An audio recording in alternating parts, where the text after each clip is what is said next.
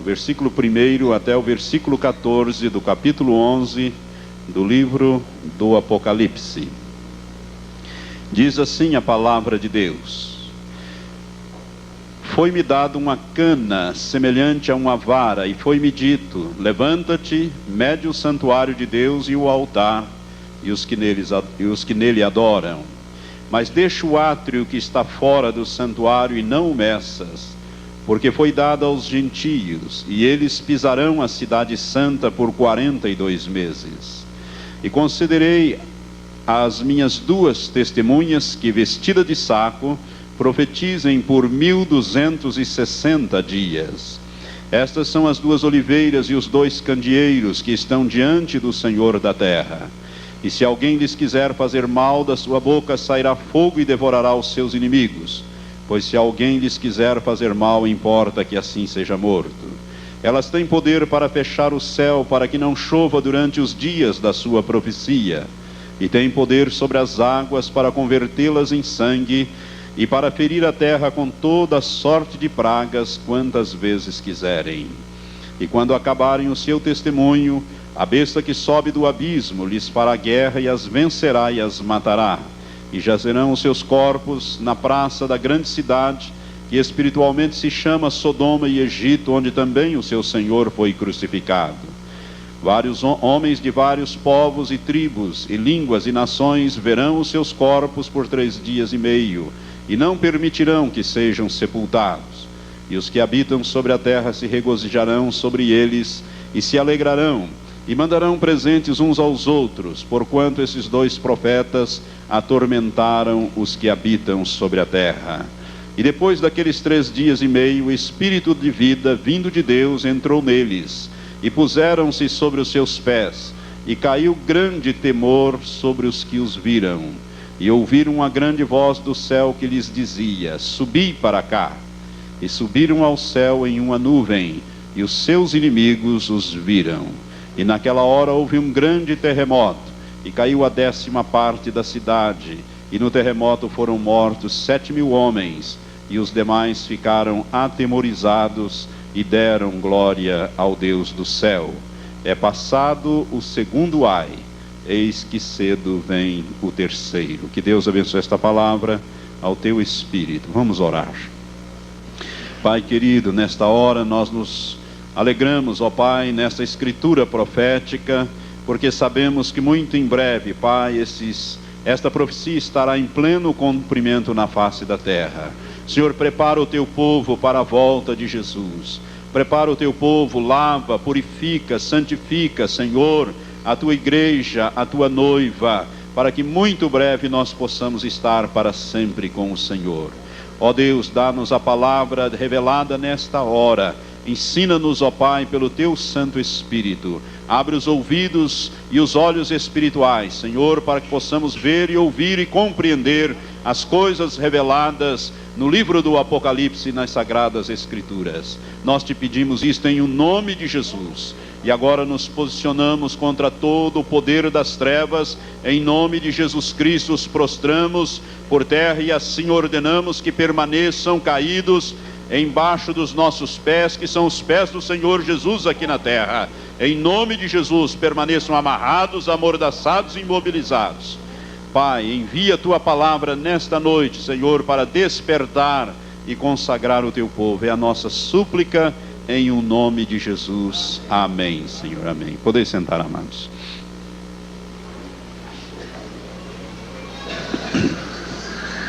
Dentro desses estudos escatológicos, dentro desses estudos que tratam da segunda vinda de nosso Senhor Jesus Cristo, nós queremos abordar hoje as 2 testemunhas. Se você prestou atenção na sua Bíblia, deve ter um epígrafe que não consta dos textos originais. Essa epígrafe está ali em cima do capítulo 11, dizendo as 2 testemunhas. Deixa a sua Bíblia aberta no capítulo 11 de Apocalipse. Nós vamos falar sobre estes 2 personagens, esses 2 homens especiais com uma missão especial. Agora, vamos deixando o nosso dedo marcando. Vamos ao penúltimo livro do Velho Testamento, lá perto do Evangelho de Mateus. Você vai achar o livro do profeta Zacarias. No capítulo 4, há uma profecia que fala sobre esses dois homens, essas duas testemunhas.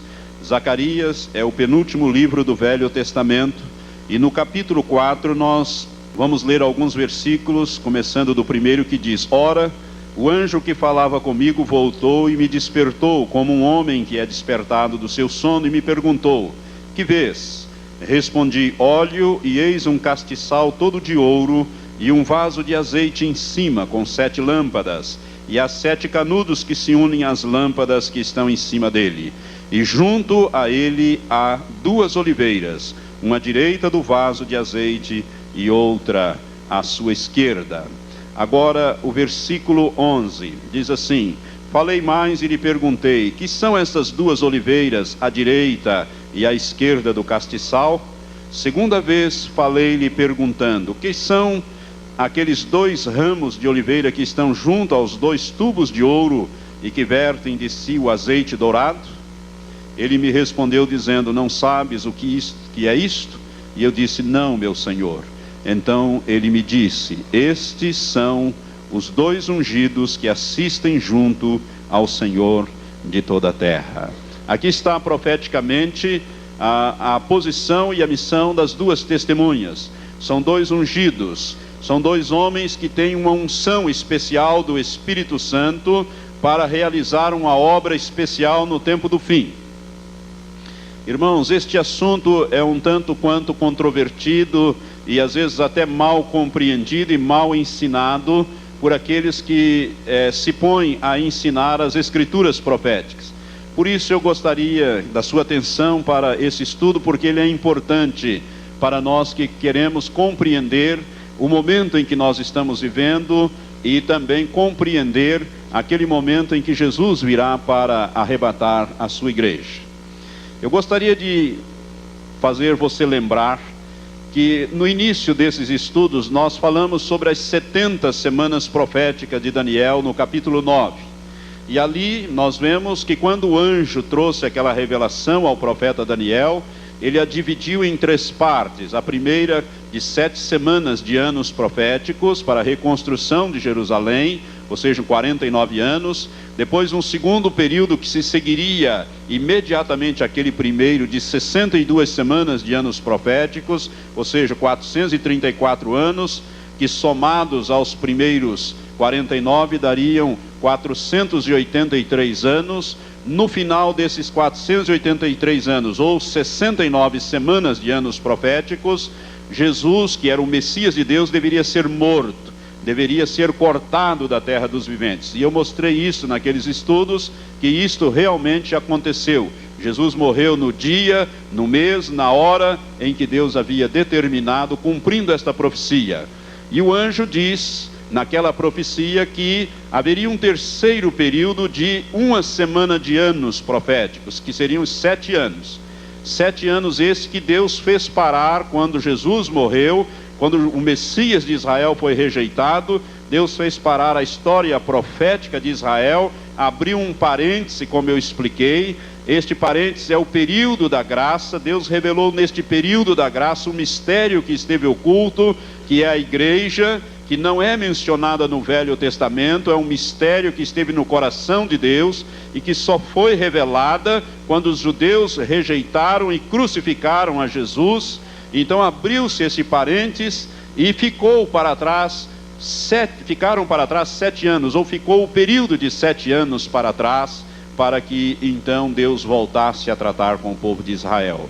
Este período de 7 anos, que Deus vai voltar a tratar com o povo de Israel, ele começa, conforme nós ensinamos também, naquele momento em que o príncipe que há de vir, mencionado lá em capítulo 9, versículo 27 de Daniel, que é o anticristo, o príncipe que há de vir, eles fizeram um tratado de paz, de proteção e de ajuda com Israel.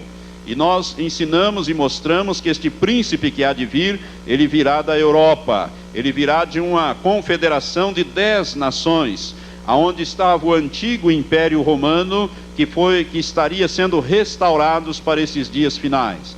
E nós mostramos que isso está em pleno andamento através do mercado comum europeu e da unificação da Europa. Hoje são 15 países, mas no seu estágio final serão 10. e o anticristo vai surgir ali, daquele pedaço de terra, vamos dizer assim, daquele continente europeu. Ele é um pequeno chifre, um pequeno governo, e ele vai então sobressair-se no meio daqueles 10 e vai assumir a liderança. E este homem, que nós cremos, já ministramos sobre isso, ele está na terra, ele vai fazer um tratado de paz e proteção a Israel, né? E esse tratado é para durar 7 anos. Sabemos nós, que conhecemos a escritura profética, a palavra profética, que o homem que estiver governando essa confederação de nações e fizer um tratado de paz com Israel para durar 7 anos, este homem é o anticristo. E ele fará esse tratado. Serão os 7 últimos anos do governo humano na face da terra, porque no final desses 7 anos, Jesus virá com a igreja, com os santos, virá com os anjos, se travará a batalha do Armagedom, que nós vamos falar ainda mais para frente, e estabelecerá o seu governo pessoal aqui na terra durante o milênio. Portanto, serão os últimos anos, os últimos 7 anos em que o homem terá o governo da terra. O homem terá o governo da terra. E as 2 testemunhas, irmãos, se situam dentro deste período dos 7 anos finais. Eu estou fazendo essa recapitulação para que você possa situar o ministério, o aparecimento e o ministério das 2 testemunhas dentro desses 7 anos finais. Esse texto aqui diz: e concederei, diz o versículo 3, as minhas 2 testemunhas que, vestidas de saco, profetizem por 1260 dias. 1260 dias são 3 anos e meio, são 42 meses, 3 anos e meio, 1260 dias, ou na forma hebraica de contar, um tempo, 2 tempos e metade de um tempo, que dá 3 anos e meio. Então, aonde é que nós vamos situar essas 2 testemunhas? Nos primeiros 3 anos e meio deste período de 7 anos. As 2 testemunhas vão então atuar a partir do momento em que ele fizer aquele tratado de paz com Israel, que o anticristo fizer esse tratado de paz. Imediatamente 2 homens vão começar a atuar a partir de Jerusalém, e vão atuar durante 1260 dias de uma maneira profética, poderosa, sobre toda a terra, a partir de Jerusalém. Os 3 primeiros anos e meio. Os 3 primeiros anos e meio. Portanto, eu vou mostrar isto mais para frente, creio que no próximo domingo ou outro, que vamos estar falando sobre o arrebatamento da igreja. A igreja, irmãos, vai estar aqui na terra durante o período em que esses 2 homens, as 2 testemunhas, estiverem atuando, os 3 primeiros anos e meio, porque a igreja será tirada na metade desse período de 7 anos, conforme é o nosso entendimento da palavra profética, que nós vamos estar mostrando, inclusive, na própria Escritura Sagrada, na própria Bíblia. Então é muito importante que nós compreendamos isso, porque nós vamos estar aqui, nós vamos estar vivenciando e vendo esses 2 homens agirem. Esses 2 homens agirem em nome de Deus, em nome de Jeová e em nome de Jesus Cristo. A palavra aqui nos diz, João recebendo esta profecia, ele diz: foi-me dada uma cana semelhante a uma vara, e foi-me dito: levanta-te, mede o santuário de Deus e o altar e os que nele adoram. É interessante essa expressão. A cana é um instrumento de medição, é um instrumento de mais ou menos 3 metros, é um tipo de um pedaço, um bastão, vamos dizer assim, um pedaço de madeira de 3 metros, que era um instrumento para fazer medidas lineares. E a Bíblia diz aqui que ela era semelhante a uma vara. Agora, a vara é um instrumento de punição. Os irmãos lembram que o Salmo 23 diz: a tua vara e o teu cajado me consolam. A vara é um instrumento de punição. A cana é um instrumento de medição. E neste caso aqui simboliza medir para punir.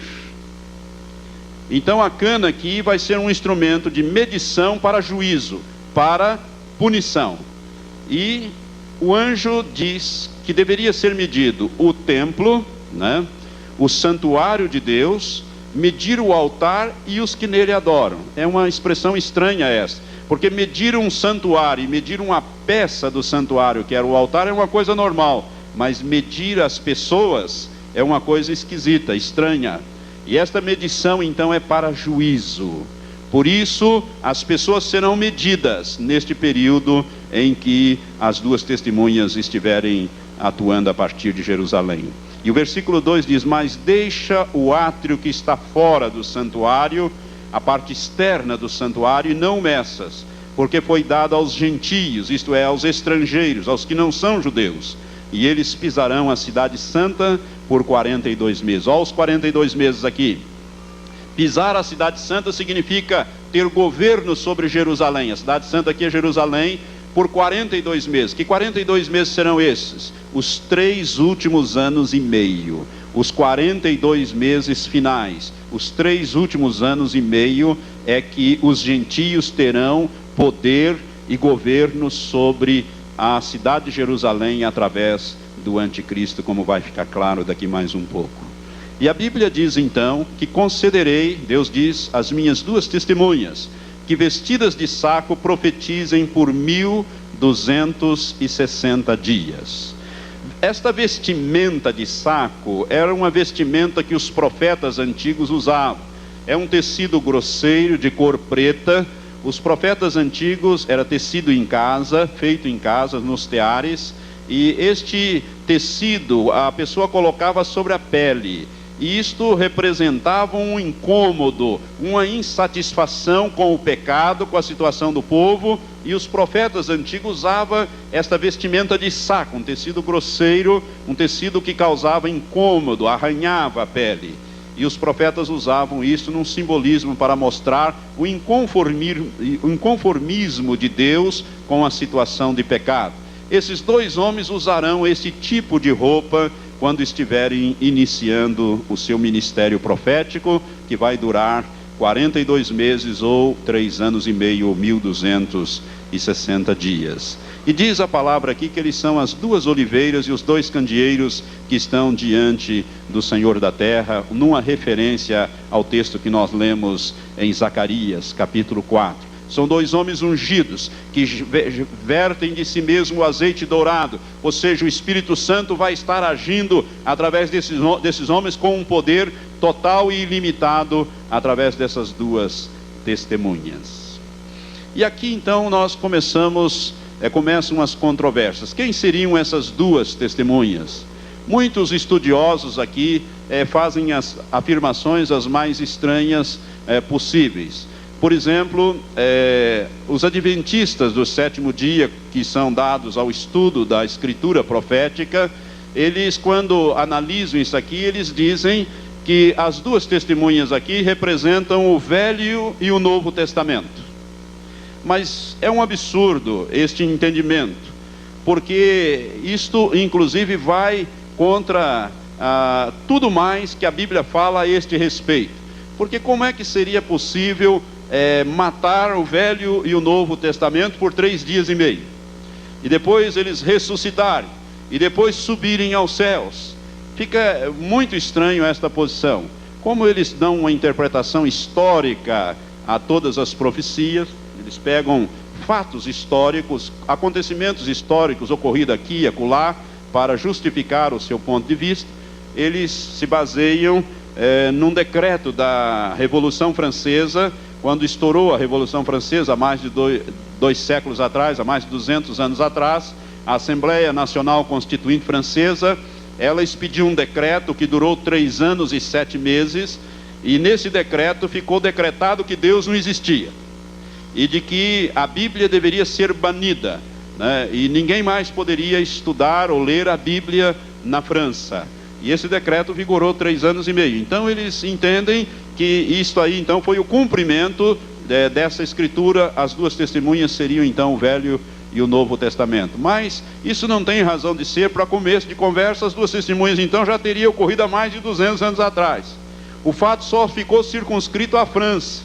Nos outros países da terra, a Bíblia continuou sendo estudada, meditada, aceita. Apenas na França, com algumas restrições, é que a palavra de Deus ficou ali, nesse período, 3 anos e 7 meses, vamos dizer assim, proibidas. Mas então nós vemos que essa interpretação não tem nenhuma razão de ser. Outros interpretam essas duas testemunhas como sendo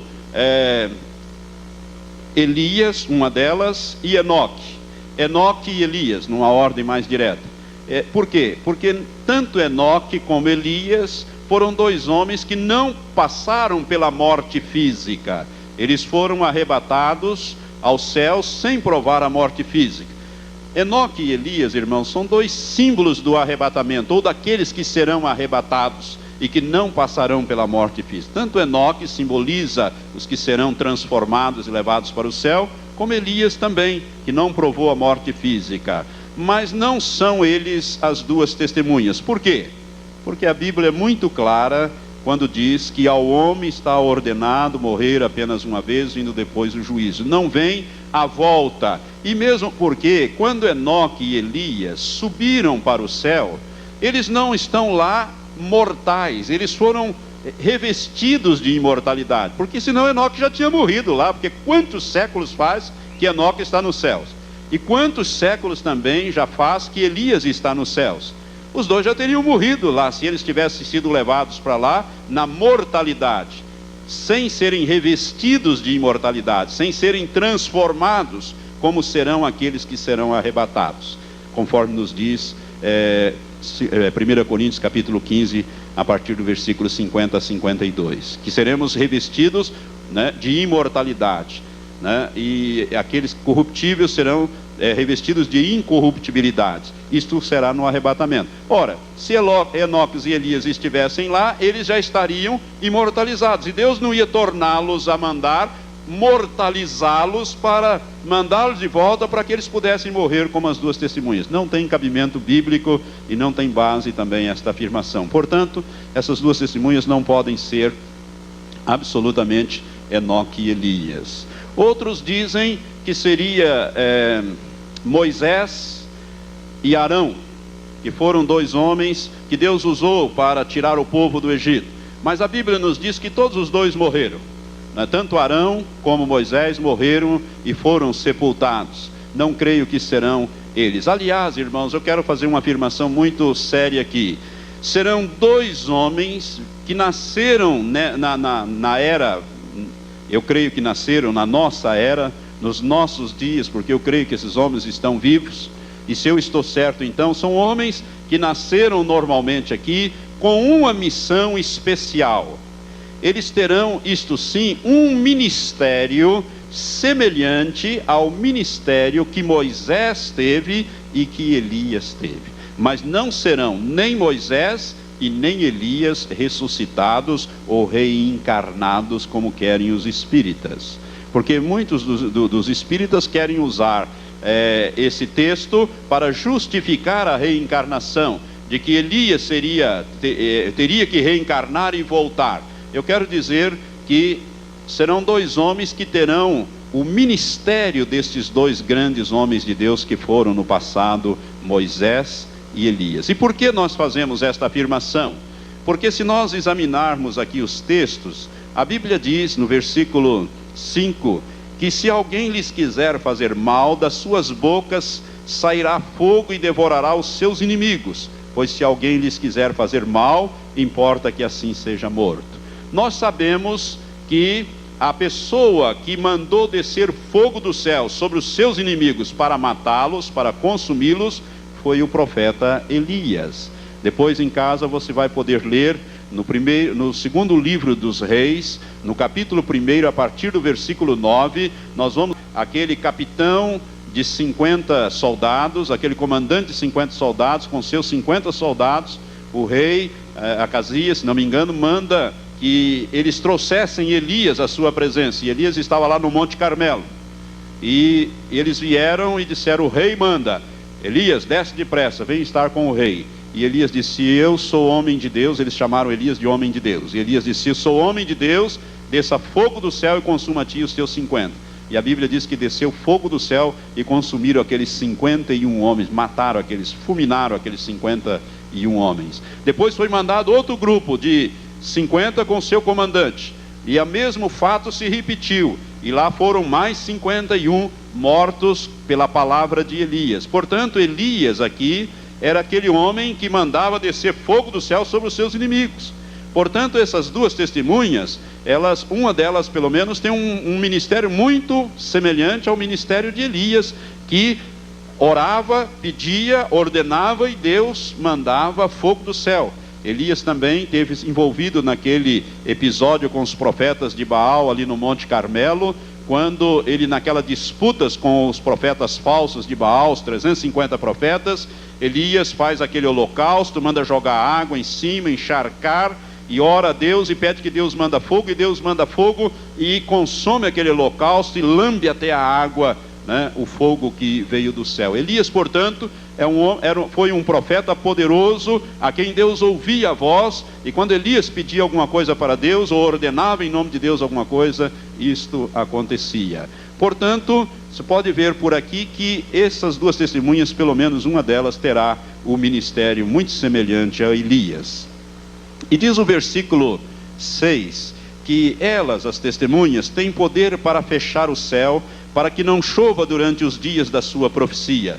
Nós sabemos também, de acordo com os capítulos de 16 em diante de primeiro livro dos reis, que Elias foi aquele que fechou os céus sobre o reino de Israel, para que não chovesse durante 3 anos ali sobre Israel, e não choveu sobre Israel, a ponto de praticamente destruir aquele reino totalmente. E que depois Elias orou outra vez e pediu que Deus mandasse chuva, e Deus ouviu a oração de Elias. Portanto, pode ver por aqui que são ministérios muito semelhantes ao que Elias e Moisés realizaram. E o versículo 6, na segunda parte, diz: e tem poder sobre as águas para convertê-las em sangue. Para convertê-las em sangue. Irmãos, nós sabemos que Moisés, no Velho Testamento, lá em Êxodo, capítulo 7, depois em casa você vai poder ler, sobre as 10 pragas do Egito, como Deus usou Moisés para trazer aquele juízo sobre o Egito, e Egito aí é um símbolo do mundo, e essas duas testemunhas vão julgar o mundo, vão julgar as nações, vão trazer juízo sobre o Egito, ou sobre o mundo. Moisés foi aquele homem que Deus usou para converter a água em sangue. Por isso o ministério de Moisés é colocado aqui também.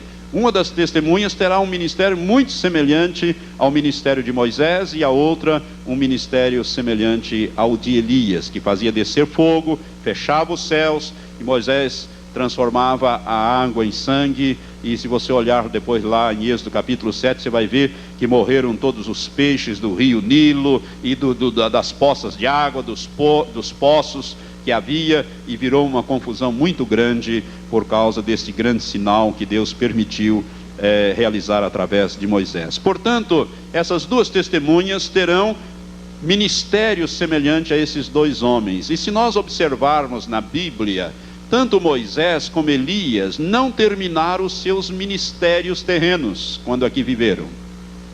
Moisés, por exemplo, Deus havia comissionado Moisés para tirar o povo de Israel e introduzi-lo na terra que mana leite e mel, tirá-los do Egito, levá-los pelo deserto e introduzi-lo na Palestina. E nós sabemos que Moisés fracassou nesta parte, porque Moisés pecou contra Deus quando Deus tinha dado uma ordem para ele falar com a rocha, para que a rocha vertesse água para o povo no meio do deserto, quando estava numa situação muito aflitiva.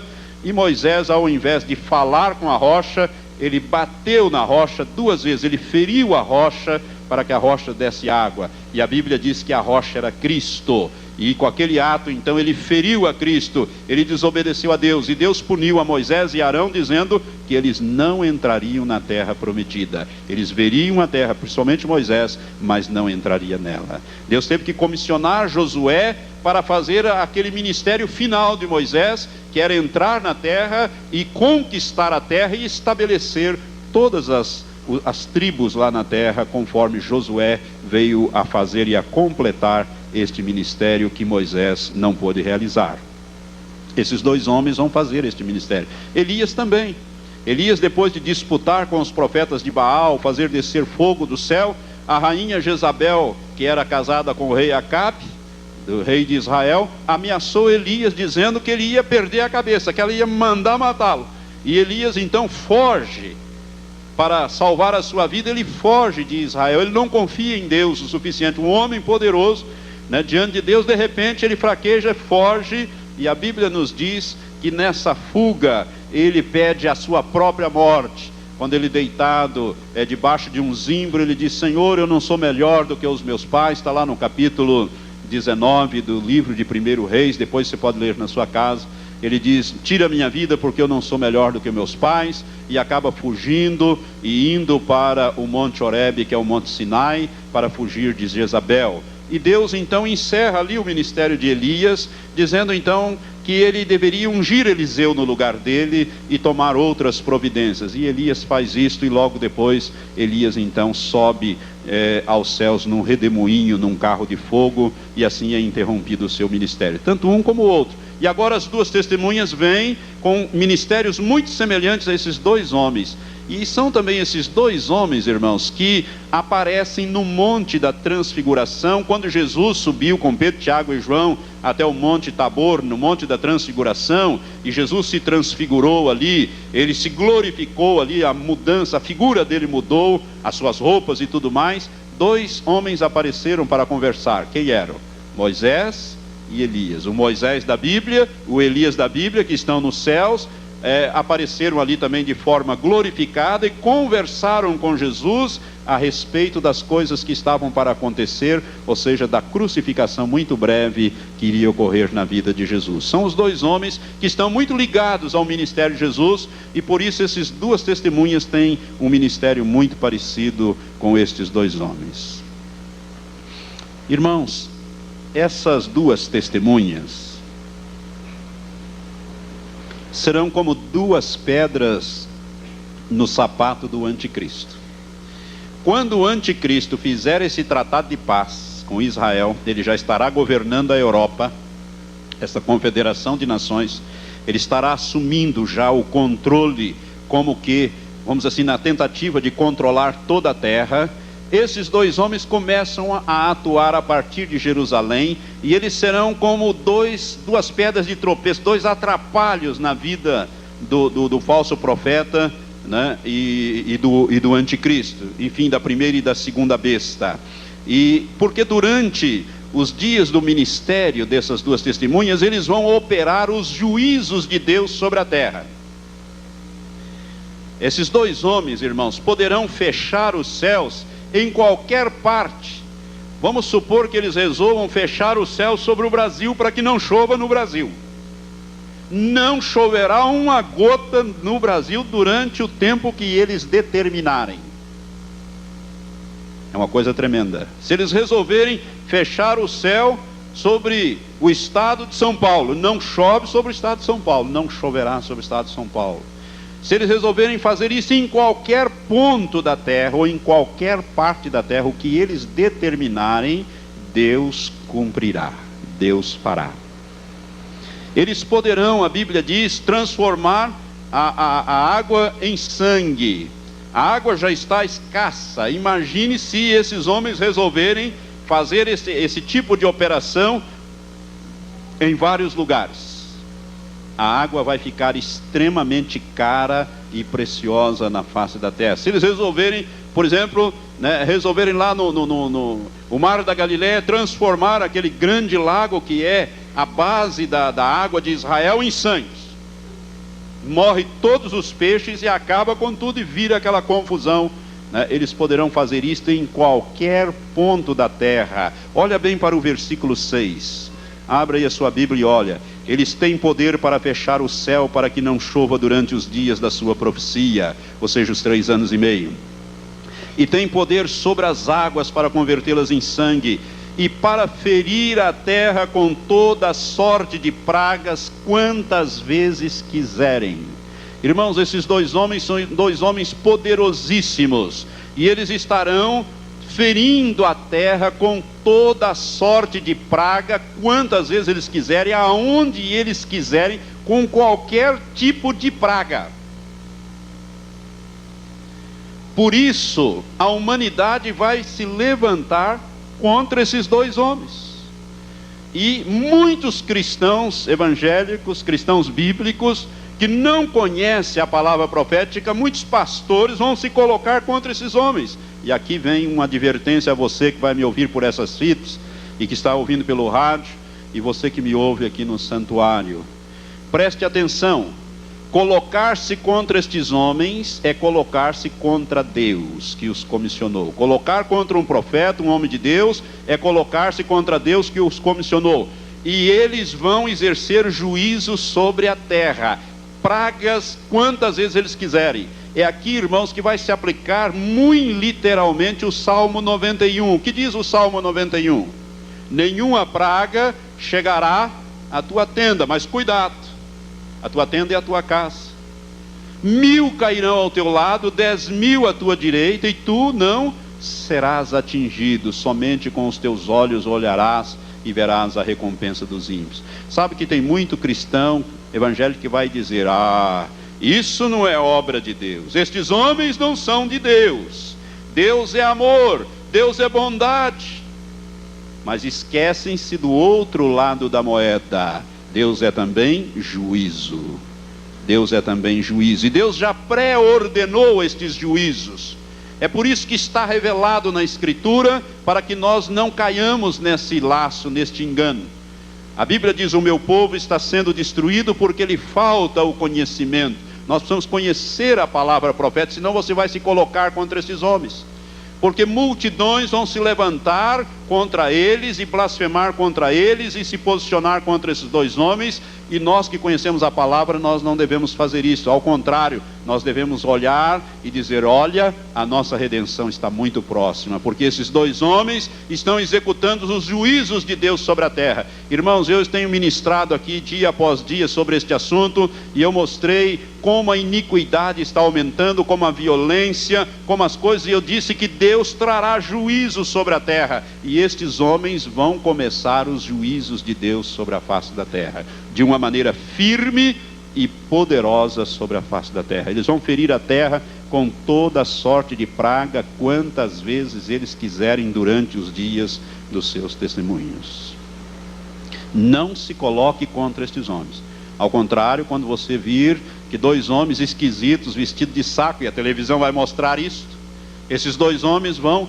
Irmãos, o que vai morrer de gente nesta ocasião, eu quero chamar a sua atenção para isso, porque eles começam em Jerusalém e vão atingir os países árabes todos ali, e vão atingir toda a terra com a sua pregação. Qual é a pregação? Eles vão pregar que Jesus Cristo é o Filho de Deus, e o judeu não aceita isso, e os árabes também não, os muçulmanos também não. Eles vão pregar que Jesus morreu, foi crucificado, que Jesus é o Filho de Deus, e que Jesus está na iminência de retornar para governar a terra com vara de ferro. A mensagem que eles vão pregar é a mensagem que nós estamos pregando hoje. É a mensagem profética dos dias finais, de arrependimento, de confissão, porque os dias estão terminando. Quando Jesus veio da Galileia, depois que João foi morto, João Batista foi degolado, ele veio dizendo: arrependei-vos, porque é chegado a vós o reino de Deus. E eles vão pregar esta mensagem. Agora imagine os árabes como vão se levantar contra eles, né? Os muçulmanos, porque eles vão para os países árabes pregar. Esses duas testemunhas começam em Jerusalém, mas vão. Se você quer esse texto, eu vou lhe dar agora, né? Abra comigo em Jeremias capítulo 25, eu quero dizer que esse é um texto profético. Eu tenho esse discernimento da parte do Senhor, que esse texto profético aqui, que foi entregue a Jeremias, se refere ao ministério das duas testemunhas. Deixa sua mão marcando lá o Apocalipse, mas vamos em Jeremias capítulo 25, a partir do versículo 15, nós lemos assim: por ouro e faze que dele bebam todas as nações às quais eu te enviar. Beberão e cambalearão e enlouquecerão por causa da espada que eu enviarei entre eles. Então tomei o cálice da mão do Senhor e fiz que bebessem todas as nações, às quais o Senhor me enviou. Agora vem a relação das nações. A Jerusalém, portanto começa lá em Jerusalém, e as cidades de Judá, e aos seus reis e aos seus príncipes, para fazer dele seu servo, e aos seus príncipes e a todo o seu povo. Portanto, essas duas testemunhas vão ao Egito, e lá vão encontrar resistência. E a todo o povo misto, diz o versículo 20, a todo o povo misto e a todos os reis da terra de Uz, e os reis da terra dos filisteus, e Asquelon, Gaza, Ecrom, e aos que resta de Asdod, ou seja, os palestinos, os árabes do hoje o país da Jordânia, que engloba esses povos, e a todos os reis de Tiro, e a todos os reis de Sidom, e aos reis que habitam no deserto, os nômades, e a todos os reis de Zinri, e a todos os reis de Elão, e a todos os reis da Média, e a todos os reis do norte, os de perto e os de longe, tanto um como o outro. E para não deixar dúvida, Deus diz: e a todos os reinos da terra que estão sobre a face da terra, e o rei de Sesac é Babilônia, beberá depois deles.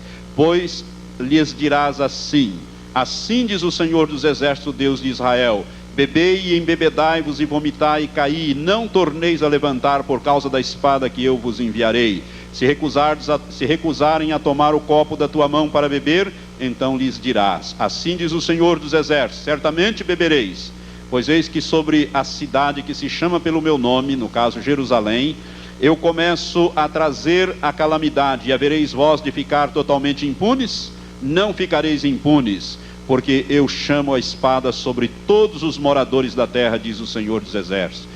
Tu, pois, lhes profetizarás todas as palavras e lhes dirás: o Senhor desde o alto bramirá e fará ouvir a sua voz desde a sua santa morada, bramirá fortemente contra a sua habitação, dará brados como os que pisam as uvas, como contra todos os moradores da terra. Chegará o estrondo até a extremidade da terra, porque o Senhor tem contenda com as nações, e entrará em juízo com toda a carne. Quanto aos ímpios, ele os entregará à espada, diz o Senhor. Assim diz o Senhor dos exércitos: eis que o mal passa de nação para nação. Eu creio que aqui estão as pragas, como a AIDS e outras coisas. E grande tempestade se levantará dos confins da terra. E os mortos do Senhor naquele dia se encontrarão desde uma extremidade da terra até a outra. Não serão pranteados, nem recolhidos, nem sepultados, mas serão como esterco sobre a superfície da terra. Irmãos, aqui está o alcance do ministério de juízo das duas testemunhas. Isso aqui, irmãos, vai levantar contra esses dois homens uma oposição ferrenha, e toda oposição será destruída. A Bíblia diz que se alguém quiser lhe fazer mal, das suas bocas sairá fogo e devorará os seus inimigos. Não significa aqui que eles vão soltar fogo como um dragão, né? Isso aqui é um termo simbólico.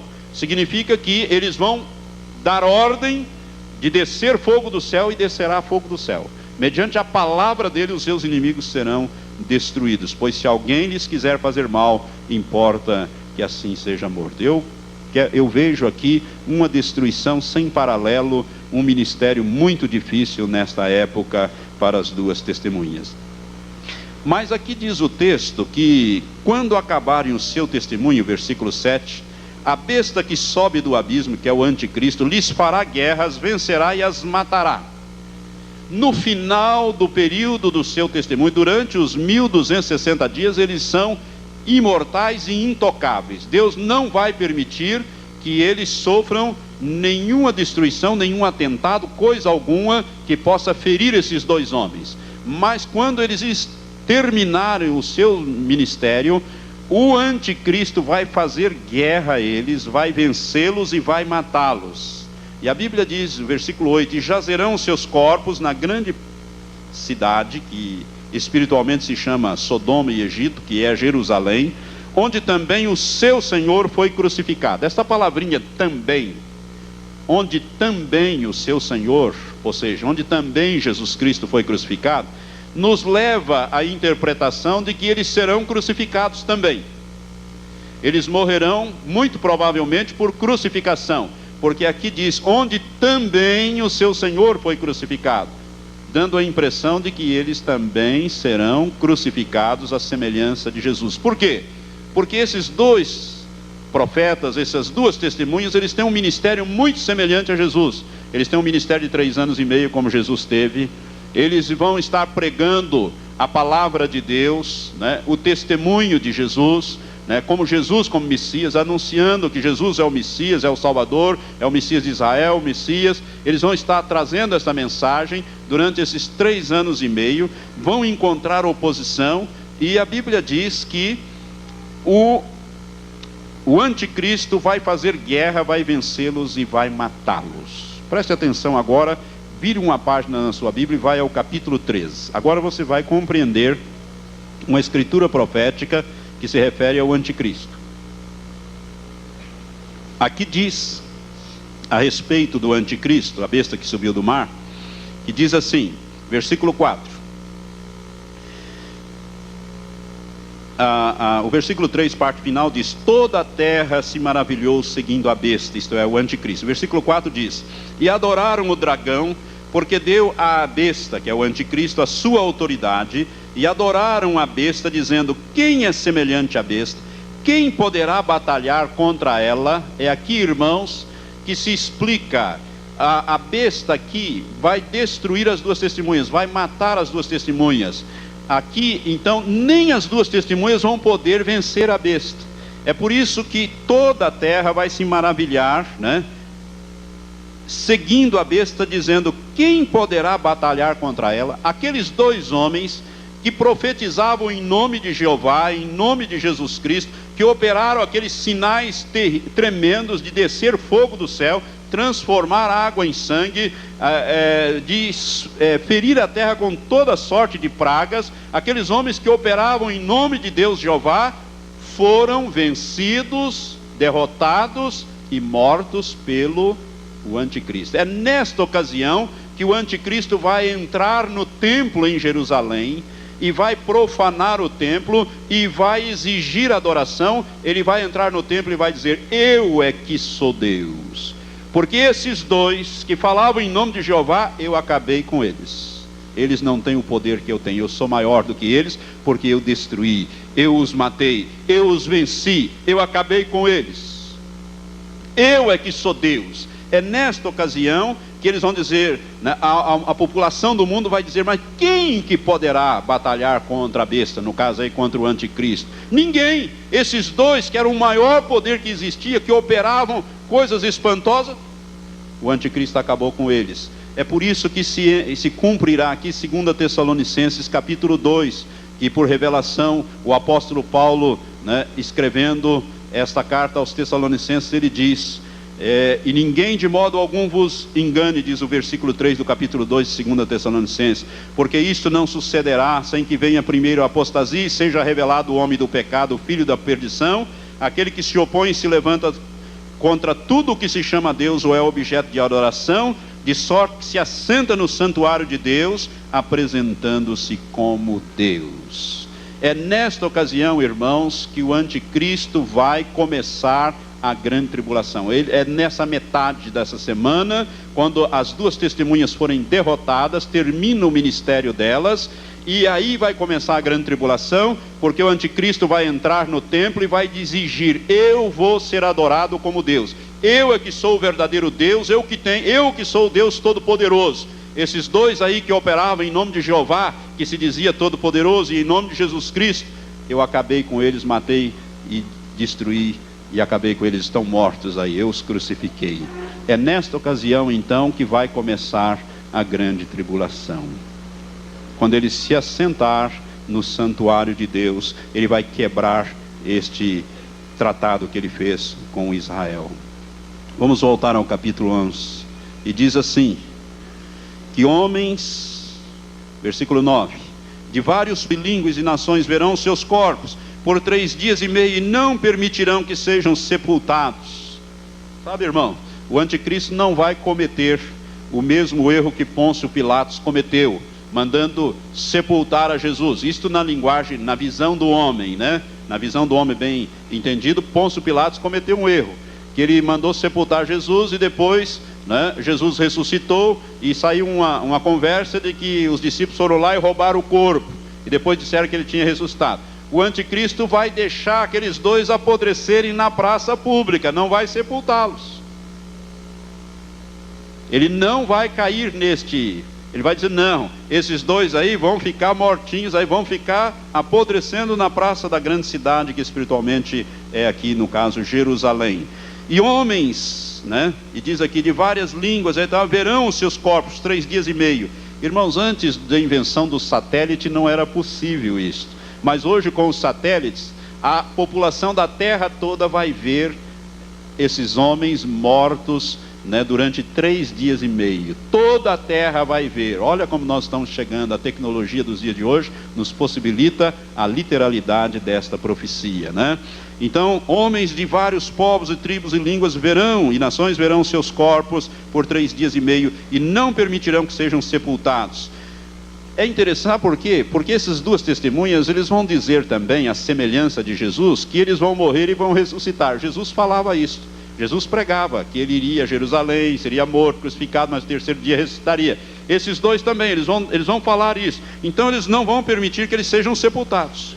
E o versículo 10 diz: e os que habitam sobre a terra se regozijarão sobre eles, se alegrarão e mandarão presente uns aos outros, porquanto esses dois profetas atormentavam os que habitam sobre a terra. Vai haver um verdadeiro Natal, troca de presente, porque vai ser uma maravilha. Esses dois homens afligiram toda a terra e agora estão mortos. Todos os governos, as pessoas vão, né, através da internet, se comunicar do telefone. Que maravilha! A nossa besta querida, né, acabou com eles, e quem é semelhante à besta? Nós sim, vamos adorá-la. Exatamente, quer dizer, eles não vão chamá-la de besta, vão chamá-lo de Cristo, né? De Messias e etc. Ele é o verdadeiro Cristo, ele é o verdadeiro Messias, porque ele acabou com esses falsos profetas aí, e ele é o verdadeiro Deus, e nós devemos adorá-lo, e que alegria, e vão trocar presentes, e vai ser um verdadeiro Natal, uma festa que vai durar 3 dias e meio. Mas diz o versículo 11 assim: e depois daqueles 3 dias e meio, o Espírito de vida vindo de Deus entrou neles, e puseram sobre os seus pés, e caiu grande temor sobre os que o viram.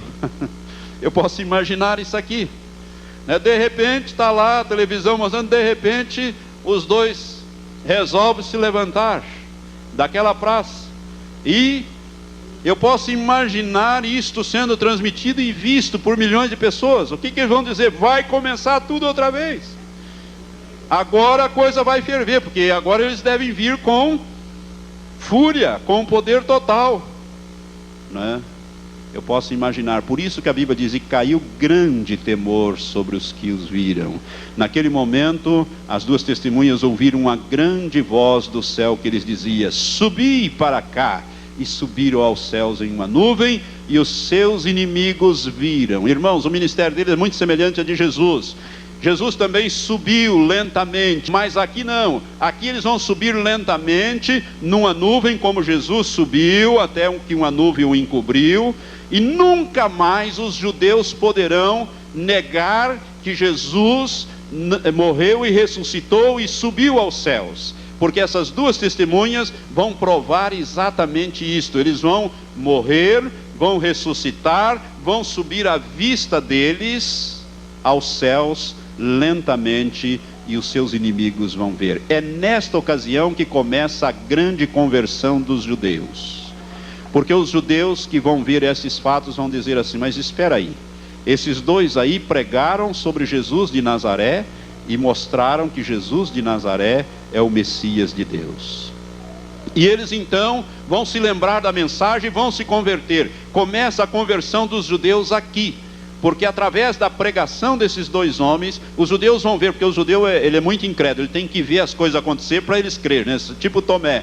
Então eles vão ver que aquilo que Jesus realizou, que eles não creram, as duas testemunhas disseram que iriam realizar, realizaram, morreram, ressuscitaram. Nunca mais vão poder dizer que não há ressurreição e que ninguém ressuscita. E eles ressuscitaram e vão subir aos céus à vista deles todos, ouvindo esta voz. E aqui então os judeus vão se converter. E a Bíblia diz que naquela mesma hora houve um grande terremoto lá em Jerusalém, e caiu a 10ª parte da cidade no terremoto. Foram mortos 7.000 homens, e os demais ficaram aterrorizados e deram glória ao Deus do céu. Começaram aqui então está a conversão dos judeus. Os judeus começam a converter com o ministério das duas testemunhas, com a morte, ressurreição e assunção, a semelhança de Jesus, que morreu, ressuscitou e subiu. As duas testemunhas também vão morrer, ressuscitar e subir, agora à vista de todos aqueles que estiverem ali. Eu não sei se a televisão vai mostrar isso.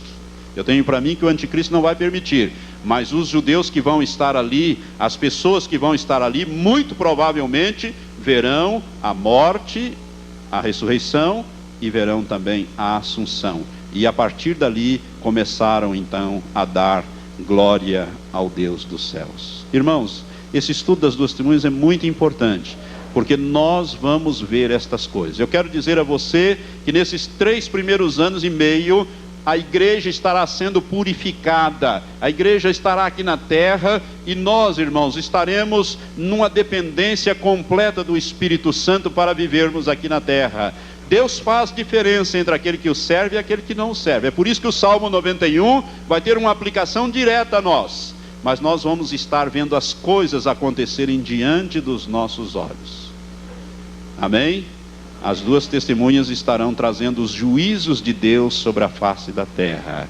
E o que se segue à ressurreição e à assunção das duas testemunhas é o arrebatamento da igreja, que eu vou falar, com a graça de Deus, no próximo domingo eu vou começar a ministrar sobre o arrebatamento da igreja. Porque se você olhar o versículo 15, vai tocar a trombeta, a 7ª e última trombeta. Não há mais trombeta na Bíblia, nem no livro do Apocalipse, porque o livro do Apocalipse encerra a Bíblia.